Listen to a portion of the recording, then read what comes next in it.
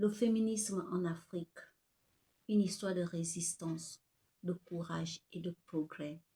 Bonjour à toutes et à tous.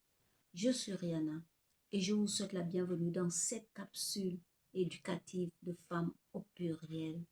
Aujourd'hui, nous allons parler d'un sujet qui suscite souvent des débats, le féminisme en Afrique. Très souvent, on entend dire que le féminisme est une idéologie occidentale, une idée étrangère à nos cultures et à nos traditions africaines. Lorsque l'on regarde l'histoire de notre continent, une autre réalité apparaît. Bien avant que le mot féminisme ne soit utilisé en Afrique, les femmes africaines menaient déjà des combats pour la justice, la dignité et l'égalité. Elles ont toujours joué un rôle essentiel dans la vie de leur communauté. Elles ont utilisé la terre, développé le commerce, éduqué les enfants, transmis les valeurs et contribué au développement économique et social de leur société.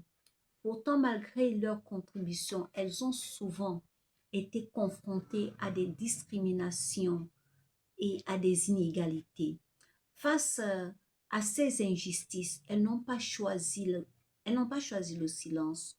Elles se sont organisées, elles ont résisté, elles ont défendu leurs droits et ceux des générations futures. Partout en Afrique, des femmes courageuses ont marqué l'histoire. Certaines ont lutté contre la colonisation, d'autres défendu l'accès des filles à l'éducation, d'autres encore se sont battues pour une meilleure représentation des femmes dans la vie politique, économique et sociale. Il ne s'agit pas, en fait, le féministe africain est né dans ces réalités. Et il ne s'agit pas d'une copie d'un modèle venu d'ailleurs, il s'agit d'une réponse africaine aux défis que rencontrent les femmes africaines. Le féminisme africain reconnaît l'importance de la famille, de la communauté et de la culture, tout en affirmant que les femmes méritent les mêmes droits, les mêmes opportunités et le même respect que les hommes.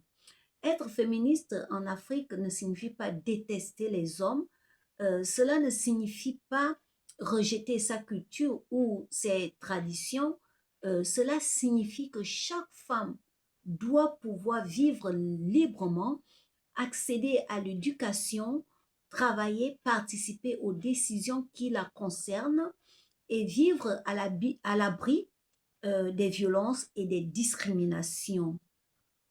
Aujourd'hui encore, de nombreuses femmes africaines poursuivent ce combat.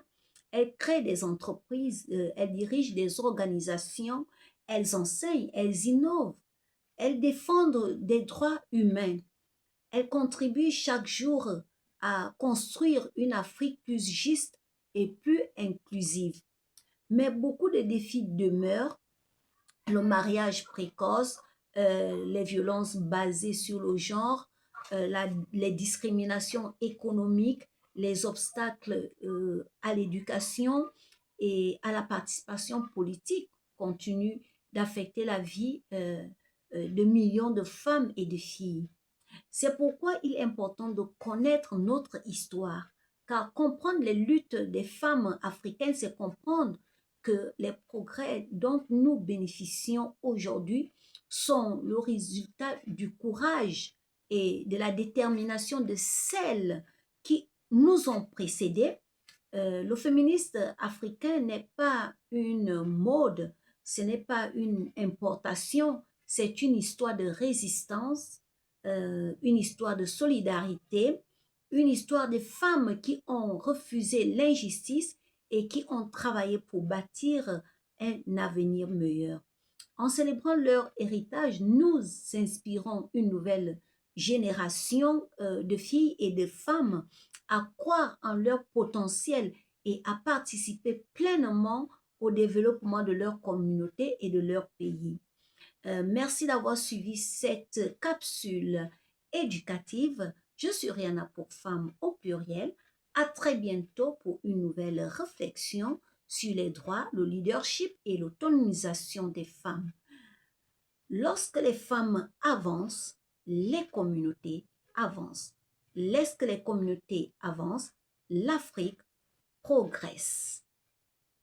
Femmes au pluriel, donner une voix aux femmes, valoriser leur parcours, construire l'avenir.